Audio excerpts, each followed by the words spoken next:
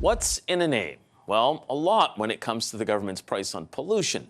The Liberals keep saying that 8 out of 10 Canadians get back more than they pay into it, and they've rebranded it the Canada Carbon Rebate. But that's not what the banks are calling it when the payment appears in bank accounts. For example, if you bank with CIBC, on Monday the payment may be from Deposit Canada. But a clause in the budget could force banks to adopt the government's branding. Will this finally be enough to sell the carbon tax? Let's bring back the front bench. Sabrina Grover, Melanie Paradis, Gurritan Singh, and Rachel Aiello. Sabrina, you start us off on this. It seems like a lot is riding on this for the Liberals. You had Steven Guilbeault out there and basically calling out banks for not properly labeling it. Yeah, I'm not seeing like a huge fight with the banks, and I don't think the banks seem to be taking it on as a offensive measure. So I think that is more of like a problem-solving marketing tool to get the rebate properly named and to get it into the hands of Canadians so that they actually understand what's happening. I think the bigger narrative on carbon pricing that's shifted is the Prime Minister has been much more out there over the last several weeks. Again, bringing that fight to the provinces and pushing back against the narrative on the provinces that they're saying that this is, inhumane in causing affordability crises, because it's not true, that Canadians aren't getting money back because it's not true. And, he's offered to the provinces, if you have a better plan, come to the table with it. And so far, the premiers, the loudest voices, Scott Moe and Danielle Smith, don't have one. And so I think that reframing and that rebranding is working best for the Liberals. And I think that's what's maybe going to hopefully push back more than just the name change in your bank deposit. But Melanie, it kind of speaks to a larger communications issue that they have around this rebate, the tax, whatever you want to call it, even the fact that they had to try and rebrand it and try and sell it in a different way. Do you think that they have made any gains in trying to rebrand it and get Canadians to understand how it all works? They haven't made any gains, but this is really the final straw. They should not be trying to politicize our bank accounts now. For Liberal friends, I urge you not to pursue this any further, because when there is a Conservative government, if they end up utilizing this, you will not like it. Let me play out a scenario for you really quickly here. Pierre Poilievre wins the next election. He's campaigning on the platform of axing the carbon tax. There will be a short hangover before he's able to actually get rid of the carbon tax. We're talking a couple weeks before he can pass the necessary legislation, which means the government is still accumulating some of that tax. So the next rebate that you get would then show up in your bank account called the Axe the Tax rebate. Is that what we want? So it will, if we start politicizing these things now, it will continue forever, and this will spiral. So I think the banks have been doing the right thing by pushing back for the past 2 years, according to the news story, against this move. They should continue to push back against politicizing your bank account. Yeah, and I think it's worth noting that for some of them, such as TD and BMO, according to the report, there's a character limit. So sometimes it's difficult to get all that name in there. And so abbreviating it to CDA, carbon rebate, altogether is what they have resorted to. Okay, Gurritan, so tell me, is this basically a PR job that has now become a political problem for this government because they haven't been able to sell it properly? Very much so, and it's even more, I think, damaging than that. So we need to start off by recognizing, we need a price on pollution.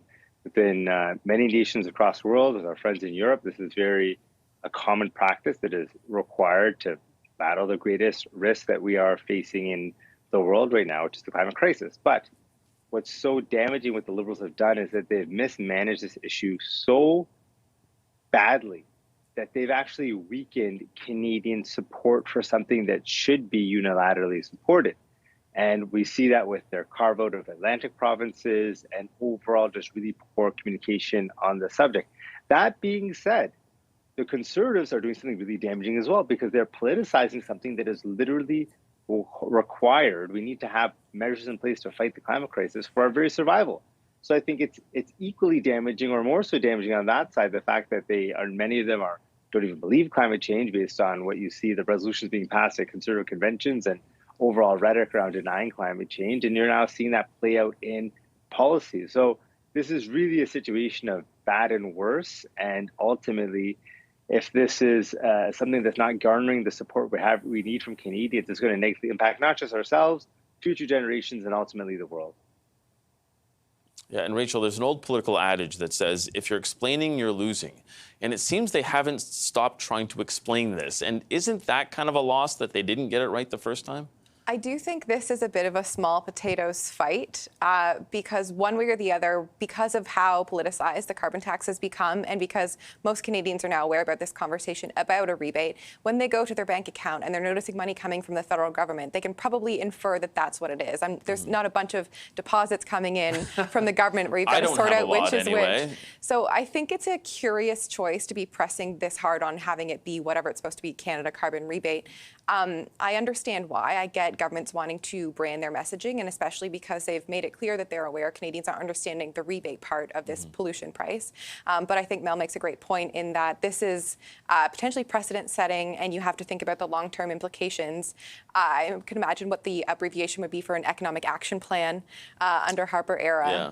So it's a curious choice to be pressing it this far. I think if some banks have cooperated at this point, take that win and kind of move on to the next. There's probably a lot of other things this government should be pressing banks on right now than what they're naming this rebate.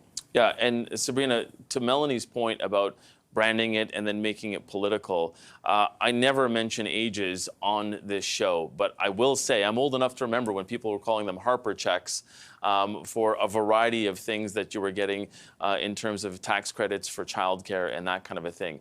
How much do you worry that this does sort of escalate in the way that Melanie had said, that it could be really political down the road?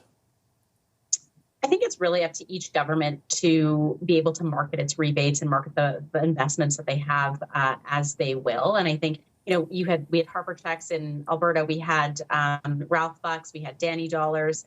So I think that, this is not something new in the political scene. I do think that marketing by governments on the investments they're making in communities has always been politicized. When you see those, harken back to the Harper era, we did see those big billboards along the side of the road that said the government of Canada is investing in this as the economic action plan. And so I think, I'm not really fearful that it's going to be so overly politicized and become dangerous. I think what the government needs to focus on is less, as Rachel said, less about the small potatoes and more about the narrative of the carbon tax going forward. Yeah, and Melanie, to that point, some would say they've lost the narrative already because they continue to try and explain it, and they haven't really sort of done the math properly for people either. I think that there's still sort of a disconnect for Canadians out there. There absolutely is a disconnect still. The carbon tax just doesn't add up, and they haven't been communicating how it actually helps the environment, in part because it doesn't. It's a tax, and so Canadians have after a few years now have seen through this.